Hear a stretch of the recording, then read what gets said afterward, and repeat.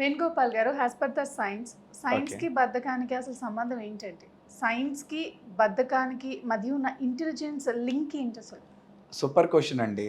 ఎందుకంటే ఈ రోజుల్లో కార్పొరేట్స్‌లో చూసుకున్నట్లయితే చాలామంది మేము కార్పొరేట్ ట్రైనింగ్స్ ఇచ్చినప్పుడు మేము దీని మీద స్పెషల్ వర్క్‌షాప్స్ కండక్ట్ చేస్తాం. This is called as procrastination, reservation అంటే మొత్తం ప్రొకాస్టినేషన్‌ని తీసుకొచ్చి ఓకే. ప్రొకాస్టినేషన్ అంటాం బద్ధకాన్ని ఇంగ్లీష్‌లో. ఈ ప్రొకాస్టినేషన్ అంటే చూద్దాంలే, చేద్దాంలే, టైం ఉందిలే, రేపు వీకెండే కదా! ఎల్లుండి చూద్దాం. ఈరోజు ఎంజాయ్ చేద్దాం. చిన్నపాటి నిర్లక్ష్య ధోరణి. దిస్ ఈస్ కాల్డ్ యాస్ బద్ధకం. ఇది యాక్చువల్‌గా చెప్పాలంటే యాస్ పర్ ద స్టడీ. దీనికి ఒక స్టడీ చేయడం జరిగిందండి. ఈ స్టడీలో ఏంటంటే ఒక వ్యక్తి సైంటిఫిక్ రీజన్ చెప్తాను. ఎవరైతే high level of intelligent quotient మనకి ఐక్యూ అంటాం కదా!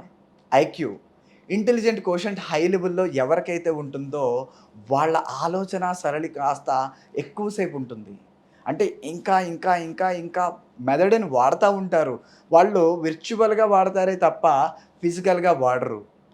దీన్నేమి జేస్తాం? బద్ధకంగా ఆపాదిస్తాం. అంటే ఎప్పుడు చూసినా తను రాడురా, ఎప్పుడు ఏదోకటి ఆలోచిస్తాడు, చురుగ్గా ఉండడు, ఎప్పుడు బద్ధకం అని సర్టిఫికేషన్ ఇచ్చేస్తారు. రాంగ్. ఎందుకంటే వర్చువల్‌గా కూడా వాళ్ళ మైండ్ పనిచేస్తుందండి. ఓకే. ఇది సాఫ్ట్‌వేర్ ఇండస్ట్రీలో కామన్‌గా జరిగేదిది. బాస్ కంగారు పెడతారు. వీళ్ళేంటంటే వీళ్ళ ఆలోచన ఏదో డిఫరెంట్ చేయాలి. ఏదైనా క్రియేటివ్‌గా చేయాలి. ఈ విధమైన ఆలోచనలెక్కువుంటాయి. ఈ ఆలోచన ఏ విధంగా ఆ ప్రాజెక్ట్‌కి సంబంధించి ఆలోచిస్తారు. దాన్ని సైతం మనం ఆన్ టైమ్‌లో ఒక టైమ్‌లైన్ పెట్టేసుకుంటాడు. ప్రతి ఒక్క మనిషి కూడా పిలవగానే పలకాలనంటే అందరికీ పాసిబుల్ అవ్వదు.